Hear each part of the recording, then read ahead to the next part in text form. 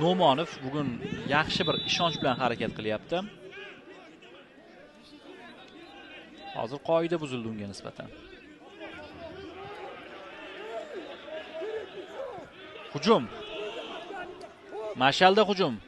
Pas, yana bir pas. Ko'tarib beryapti. Havodan yaxshi zarba yo'llandi, ustundan qaytdi va hisob ochilmoqda.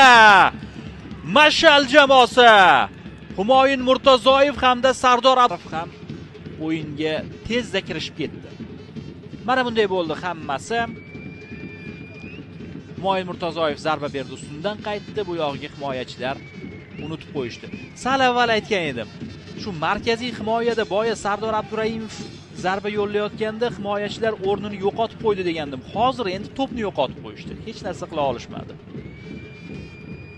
Va hozir Abdurayimov aslida Humoyun Murtazoyevga xalaqit qila olishmadi va Abdurayimov ham kelib bemalol zarba yo'llayapti. Markaziy himoya nega Mannonovni olgani biroz tushunarsiz. Mannonov yordam berayotgandi qaytamiga. Mannonov himoyadagi bo'shliqlarni to'ldirayotgandi.